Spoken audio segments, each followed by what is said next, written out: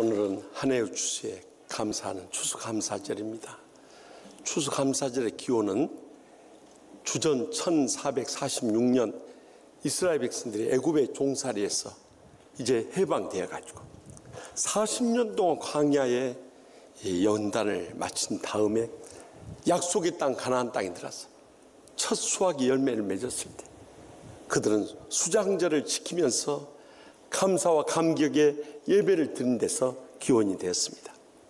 그리고 그 후에 1620년 영국의 청교도들이 신앙의 박해를 피해서 미국 땅으로 메이플라워라는 배를 타고 건너가가지고 그곳에 정착하는 동안 오랜 세월의 항해 가운데 또 추운 겨울을 지내면서 많은 사람들이 병들어 죽어가고 굶주려 죽어갔다가 그곳에서 첫 수확을 맺게 됐을 때 얼마나 눈물의 감격에 예배를 드렸는지 그 추수감사절로부터 오늘의 이 추수감사주일이 시작되었던 것입니다.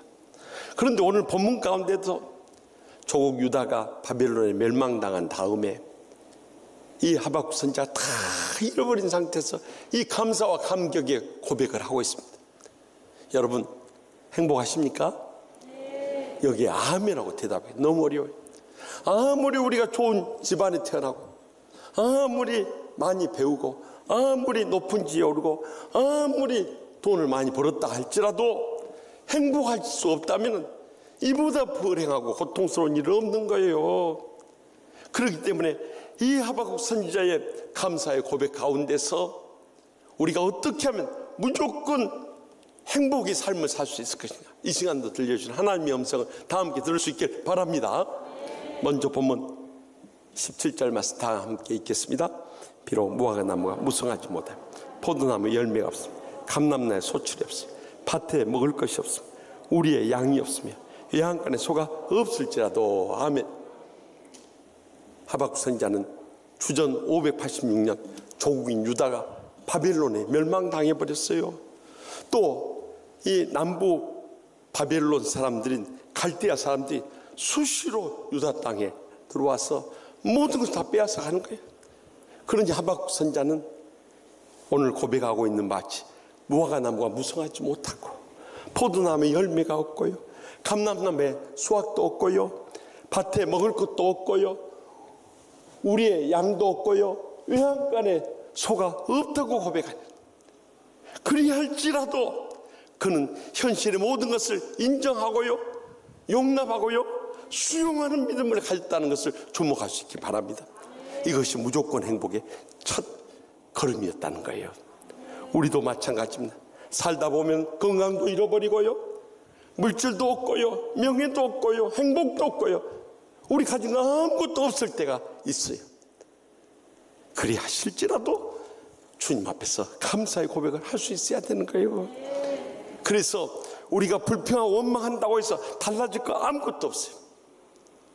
그러므로 세계적인 기독교 윤리학자의 라인홀트 리버 목사님은 그의 라인홀트 리버 작품선이라는 책 가운데 이런 기도를 올립니다.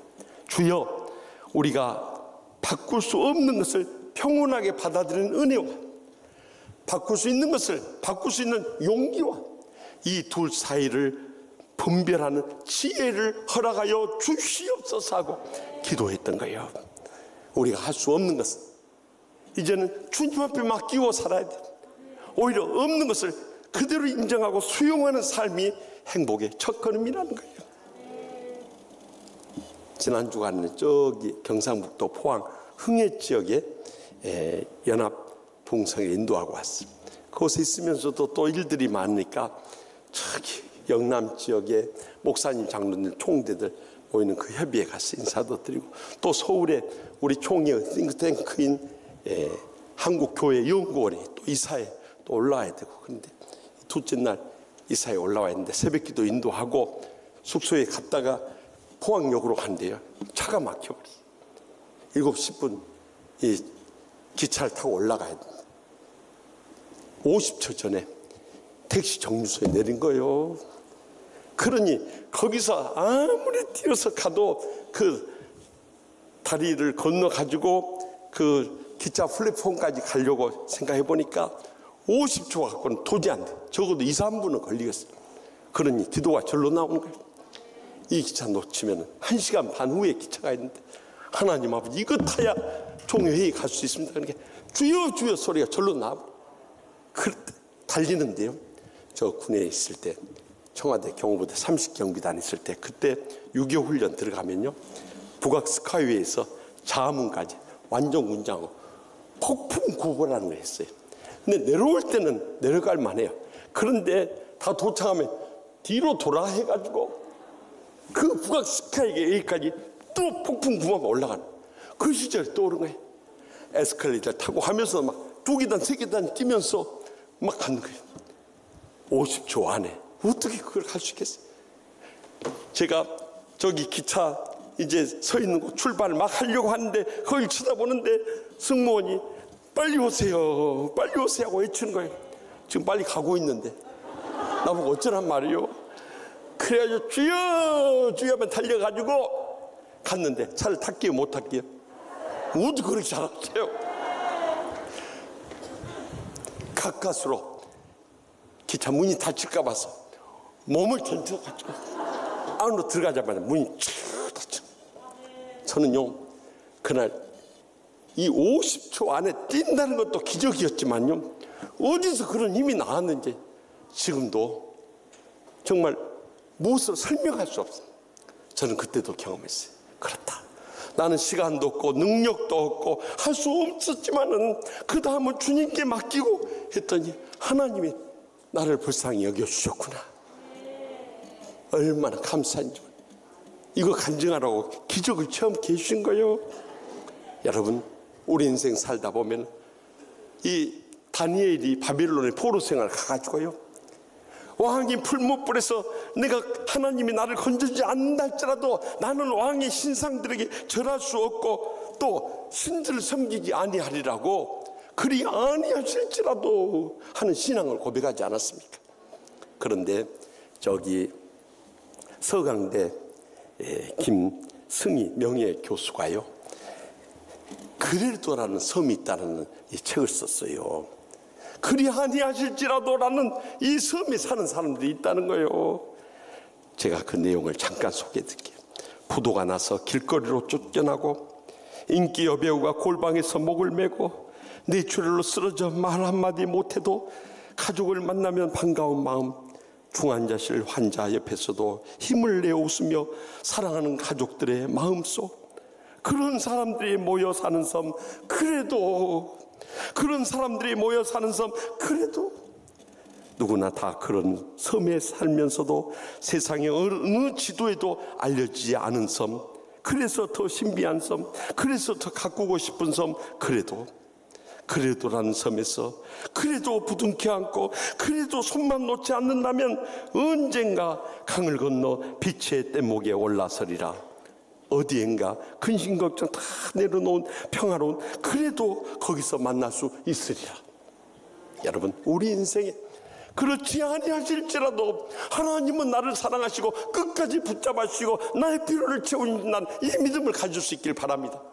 그래서 우리보다 더 많이 배우고 더 높은 지에 오르고 더 돈 많은 거 부러워할 거 아무것도 없어.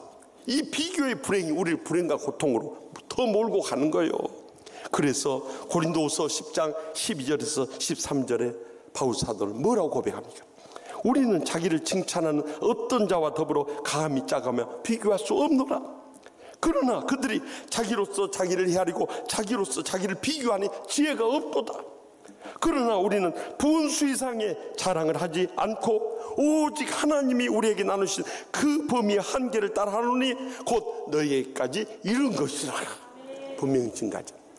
하나님께서 나에게 가장 좋은 걸 주셨다는 이 믿음을 가지고 없는 것을 인정하고 용납하고 수용하는 믿음을 가질 수 있다면 우리는 어떤 가난과 질병과 불행과 고통 속에서도 무조건 행복의 감격을 누리며 일어서게 될 줄 확실히 믿으시기 바랍니다. 계속해서 본문 18절 말씀을 다 함께 읽겠습니다. 나는 여호와로 말미암아 즐거워하며 나의 구원의 하나님으로 말미암아 기뻐하도다. 아멘. 하박국 선지자는 세상적으로 인간적으로 가진 거 아무것도 없었어. 그런데 딱 한 가지 가진 거 있어. 주님이셨어요. 그래서 여호와로 말미암아 즐거워하며 나의 구원의 하나님으로 말미암아 기뻐하리로다. 이 믿음의 선언을 할 수 있었던 거예요. 우리도요, 하나님께 주신 적어도 한 가지 이상이 있습니다. 다른 사람 없어도 우리에게 있는 것이 있어요. 그래서 일찍이 태어나면서부터 뇌성마비의 큰 불행과 고통을 겪었던 송명희 시인이 17살 때 주님을 만나게 된 거예요.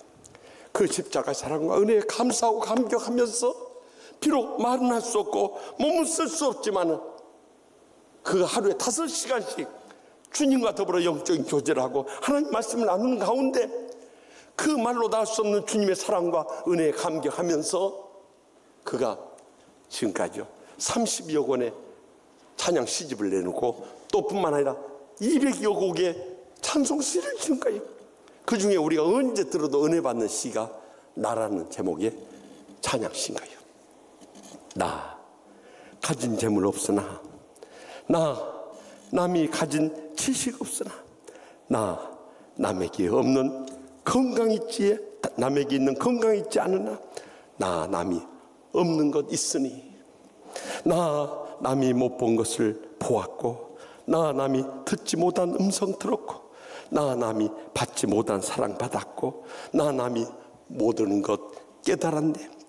공평하신 하나님이 나 남이 가진 것 나 없지만 공평하신 하나님이 나 남이 없는 것 갖게 하셨네. 여러분, 그는 세상적으로 건강도 없고 말도 못하고 행동도 부자연스럽지만 오늘 휠체어 타고 오신 분도 있지만 나 남이 갖지 못한 주님의 사랑받았고 은혜 입었고 그 행복 속에 사는 것을 감격하면서 고백했던 것입니다. 여러분, 우리가 없는 것으로 불평하기보다도 이제는 있는 것으로 감사할 수 있길 바랍니다. 없는 것으로 불평하면 아무리 복받은 환경 속에서 그는 지옥같이 살 수밖에 없어요. 그러나 있는 것으로 감사하기 시작하면 어떤 환경 속에서 천국의 행복이 차고 넘치게 되는 것입니다. 그래서 빌립보서 4장 6절에 7절에 뭐라고 말씀합니까? 아무것도 염려하지 마라. 다만 모든 일에 기도와 간구로 너희 구할 것을 감사함으로 하나님께 아뢰라. 그리하면 모든 지각이 뛰어난 하나님의 평강이 그리스도 예수 안에서 너희 마음과 생각을 지키시리라. 여러분, 행복할 수 있는 길이 다른 거 아니에요. 감사함으로 하나님께 아뢰라. 저는 그래서요, 목회하면서 지치고 힘들고 낙심되고 좌절되고 불행하고 고통의 눈물을 흘릴 때 주님 앞에 모든 거 맡기고 기도한 다음에 마지막 마무리 기도할 때 감사의 고백을 합니다. 그럼에도 불구하고 하나님께서 나를 변함없이 사랑하시고 은혜 베푸시고 나에게 허락하신 그 믿음의 축복이 있지 않나요? 그래서 그때부터 이제 감사하기 시작해요. 좋은 동역자들 주신 거 감사합니다부터 시작해서 우리 정말 힘이 되는 우리 장로님들 한 분 이름을 드리고 또 권사님들 한 분 한 분 떠올려가면서 우리 집사님들 한 분 한 분 기억하면서 기도하는 사이 어느 순간에 제 눈에서 눈물이 흘러내려.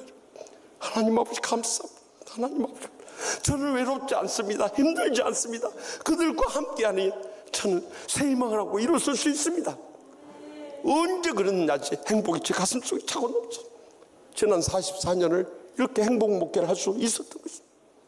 여러분, 살아오면서 얼마나 불행하고 고통스러운 일이 많았습니까? 그럼에도 불구하고 없는 것으로 불행하기보다 있는 것으로 감사하시기 바랍니다. 주님 한 분만으로 만족할 수 있길 바랍니다. 그래야 할 때 우리는 어떤 불행과 고통 속에서도 무조건 행복의 감격 속에 승리하며 일어서게 될 줄 확실히 믿습니다. 마지막으로 본문 19절 말씀 다 같이 읽겠습니다. 주 여호와 나의 힘이시라. 나의 발을 사슴과 같게 하사 나를 나의 높은 곳으로 다니게 하시리로다. 이 노래는 지혜하는 사람을 위하여 내 수금에 맞춘 것이니라. 아멘. 하박국 선지자는 사무엘하 23장 34절, 시편 18편 33절, 신명기 32장 13절, 33장 29절의 말씀에 근거해서 이 신앙의 고백을 하고 있는 거예요. 주 여호와는 나의 밑이라. 나의 발을 사슴과 같게 하사 나를 나의 높은 곳에 다니게 하시로다. 여러분, 이 말씀을 문자적으로 해석하면은 아무리 강력한 바빌론 군대를 할지라도 여호와 하나님께서 다 물리치시고 유다를 회복시켜서 가나안 땅에 들어가서 그들을 지배하며 즐겁게 살 것을 예언하신 말씀이에요. 그러나 이것을 영적으로 볼 때는 우리가 아무리 사탄의 권세 아래서 이 세상의 불행과 고통을 겪어도 언젠가는 영원한 천국에 이르러서 우리 주님과 더불어서 무조건 행복을 누리며 살 것을 예언하고 있는 것입니다. 다시 말하면 천국의 소망만이 무조건 행복의 마지막 근거가 된다는 것입니다. 여러분, 이 땅에 사는 동안 우리가 세상을 바라보면 실족할 수밖에 없어요. 사람을 바라보면 실망할 수밖에 없어요. 믿음의 주여 또 온전케 하신 주님을 바라보면서 그 주님께서 우리를 영원히 데려갈 천국의 소망 가운데 살아갈 수 있길 바랍니다. 그러면 이 한란한 세상에서 주님으로부터 다 위로받고 세먹고 행복하게 일어서게 되는 것입니다. 그래서 세상의 부귀영화 권세 향락 다 누렸던 이스라엘 2대 왕 다윗이 시편 39편 6절에서 7절에 뭐라고 고백합니까? 진실로 각 사람은 그림자같이 다니고 헛된 일로 소란하며 재물을 쌓으나 누가 거둘런지 알지 못하나이다. 주여, 이제 내가 무엇을 바라리요? 나의 소망은 주께 있나이다. 주여, 내가 무엇을 바라리요? 나의 소망은 주께 있나이다. 고백하지 않았습니까? 오늘 류지강 형제님 와서 그가 소망 가운데 2부 때는 그 간중됐어요. 또 무슨 일이 잘 안 되고 막 그러니까요, 먹고 살기 힘들어서. 그랬더니 스폰서 하겠다고 여자들, 돈 많은 여자들이 달라붙더라고 하나요? 그러니 인물이 안 좋아버리면 유지강 형제님 그런 유혹 받을 필요 없어요. 인물이 좋기 때문에 유혹받다. 목회를 해도 그럽니다. 인물이 별로 안 좋으면 그렇게 시험 들 일이 없어요. 인물 좋으면 얼마나 시험 들 일이 많은 줄. 그것도 그렇게 잘하세요. 그런데 끝까지 주님 바라보고 소망 가운데 인내했더니 이렇게 잘된 날이 오더라 이거예요. 여러분, 그렇기 때문에 어떤 환경에서 우리는 주님 바라보며 소망 가운데 인내하며 나가야 되는 거예요. 오늘 처음 치유하는 교회 오신 분들도 이제 저희가 믿음의 한 식구가 되어서 살아갑니다.